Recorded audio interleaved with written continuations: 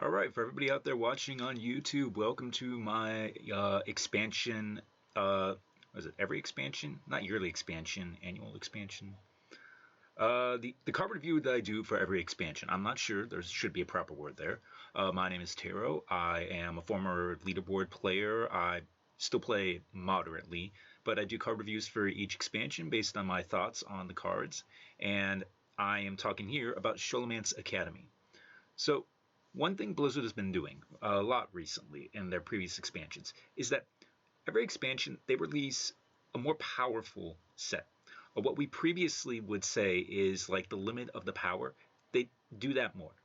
So you have, for example, the classic example is the Chillwind Yeti, which back when Hearthstone was released was about the best 4-drop you can get.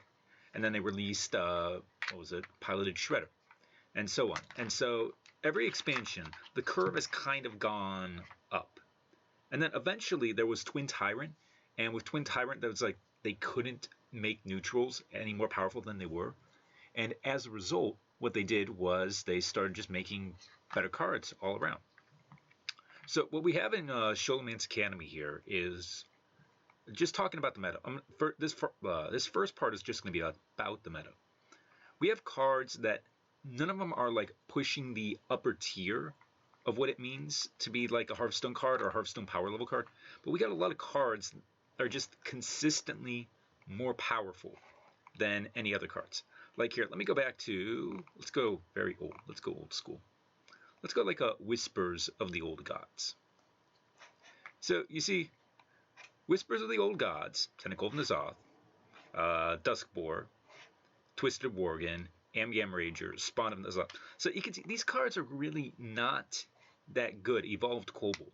There are just like a lot of really bad cards if you go through the set. You got a couple powerful cards like Nerubian Prophet and Bog Creeper, and a couple of like useful cards like Biofin Tidehunter, and so on.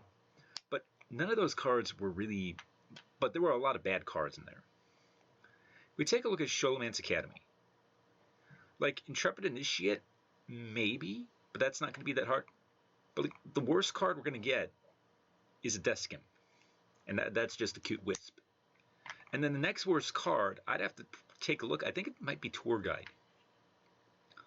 And this is decent. This is actually pretty good. Like, this is the second worst common that we have in Schololmace Academy. And then all of these cards, they're good cards. Most of these cards are going to be more powerful than what a Yeti was. So remember, a Yeti at one point was like one of the best neutrals you could get in the game. And now we got a set where I would say probably 60, 70% of cards are better than, at least 50% are better than a Yeti. So that is the reality we are living in with current Hearthstone. And we have to just take it or leave it. So that's one thing. Number one, the power level, it's not going to get higher, like it's not going to push the upper boundaries, but it's going to get more consistent quality. And because of that, and so that's part number one. Number two, a lot of these cards are cards that put cards in your hand. Again, I'm just doing neutral comments here. Okay, Death Rattle, add a 3/1 ghost to your hand. Battlecry, add a 1-cost spell to your hand. Death Rattle, add a 4/3 ghost with rush to your hand. Add a 5/7 ghost with taunt to your hand. We got over here, Battlecry, discover a spell. Spell Burst, add 2 random spells from your class to your hand. So you can see that just a lot of these cards are cards that put things in your hand. Well, that's just 6, and I just rattled off on neutral comments. So, because of that, the biggest problem with rating this set, and I'm not exactly comfortable with my ratings, is that number one, our expectation of power level is probably wrong. Like, no one thinks Yeti is a premium card now, but I'm not even sure if Yeti is going to be an average card in your deck, which says something. And if we take the Yeti as like the average card, the card that you're fine if you get and you're if you don't get it, then that shows you the level of power. So when I rate these cards, I'm rating them based on my previous expectations, but what could have been a 4-star card 2 expansions ago may be only a 3-star or a 2-star card now. So that's problem number 1. Problem number 2, because of all these value cards, like our expectations of value, of card draw, of things like that, is going to be thrown completely out of whack. Because when you have few card draw cards, getting card draw is really important. Like, you may not want to skip a card draw card just because you're so worried that you will run out of stuff, even if it's against a better card. But now, if you've got a lot of cards that have card draw on them, then because of that, you're not going to be reaching for card draw anymore. So a loot hoarder, for example, might have been something you would grab because you just wanted something that would give you something later on. But now, if you've got a sneaky delinquent around there, like the loot hoarder becomes a lot less valuable. Novice engineer becomes a lot less valuable. And then related to this is how you play the game. Because in general, old Hearthstone is you make fair trades, or you wait and you get the maximum amount of that you can out of your trades so that you can eventually run your opponent out of resources. So either A, you can win by just starving them out of resources, or B, so you could develop on the board and they would not have the ability to, they wouldn't have the resources necessary to counter on the board, and you would snowball from there. That was the traditional win strategy for Hearthstone. But now you got so many cards from the previous sets that are really strong removals. If we go to Ashes of Outland, all the Og Merchants are strong removals. Vile Fiend, it's delayed removal. Shadowcaster, it's a freeze. Scorpid is a premium removal. Scavenging Shavara, premium removal. Rusty Raider, premium removal. Bone Chewer Vanguard, really big taunt, something you have to go through. So you see, you go through these, you see a lot of big removals, a lot of big stalls, a lot of taunts. So it's going to be a lot harder to get things to stick on the board and get things to go face. We go back to Son of Dragons. Like, I don't even think much needs to be said there. Like, a lot of these cards, fine, but then we got Scale Rider, we got Hippogriff, we got Troll Bat Rider, we've got Evasive Worm, we've got Gyrocopter, Twin Tyrant, obviously. So getting stuff to stick on the board is not all that likely because there's already a ton of premium removal in the arena pool. So now, on top of that, we got a lot of cards that are going to just be value generator cards, not just among neutrals, but among all classes.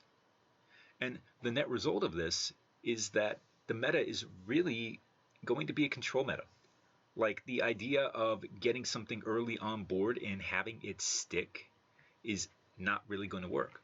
The idea of just running your opponent out of resources so that you can get, because they won't have an answer eventually, that's not going to work. Like, people are going to have resources consistently. People are going to have answers consistently. So, as I said, I believe that this is going to end up being a control meta which favors a few classes more than others. And then one more point, which is related to the I have no idea what things are worth anymore, is the new mechanic in Ashes of Outland, Spellburst. Okay, so here, Onyx Mage Scribe, good example here. So, Spellburst, which means if you cast a spell, while this is on the board the first time, Spellburst, add 2 random spells from your class to your hand. So, 2 random spells, that's like, what, 2 mana worth of value? And all you have to do is cast a spell with it. So, on its hand, like, at base value, it's just like, oh, draft a bunch of spells. But there's a secondary value to this. Let me go over, let me go to Mage, and let me just go Standard. Mage, Standard, 1 mana, get rid of common, spell. So these are a bunch of spells that mages have. Tomb of Intellect, put a random card in your hand. Magic Trick, Discover Chief Spell. Ray of Frost. Arcane Breath. Quests, probably not so much. Not that one. You want to get that one. Primordial Studies coming in from the recent expansion. So, Arcane Breath aside, like Evocation, it's a legendary. I don't care about that. But Arcane Breath aside, a lot of these cards, why are there no what's the taunt? The taunt guys. Well, Mirror Image. I don't know why Mirror Image and Arcane Missiles, because Mirror Image and Arcane Missiles, they are classic cards. They don't have. Okay, one point. Anyway, add these in here. Okay, Arcane Missiles, Mirror Image. You see, there are a bunch of very cheap spells. Font of Power, if you can pick it up. All these cheap spells, they have very little value on their own. Like, they're very situationally useful, but as the game progresses, they become less and less useful. But now, you see, Mirror Image. This, like, if you pair a Mirror Image, like, play a Mirror Image, bonus, get 2 random spells in your hand, that is really good. If you do Arcane Missiles, let me go back over here. Neutral. Neutral, I'll do common.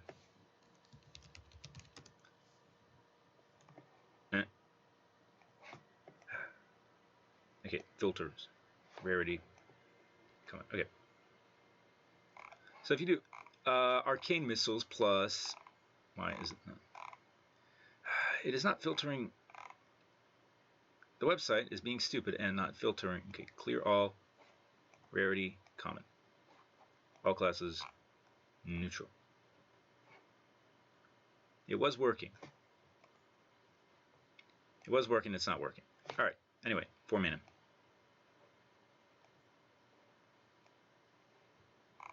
I do not know why this is not working, and I will try to fix it like between the break or whatever.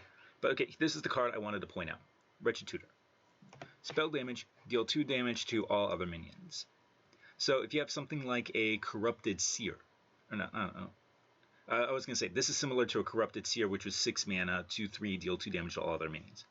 But here, if you play this with an Arcane Missiles, the Arcane Missiles softens up whatever one of the minions is on the board, then this clears off all the other minions on the board. You're getting like an extra 3 mana worth of value, a Volcanic Potion, out of the Wretched Tutor just by playing an extra spell.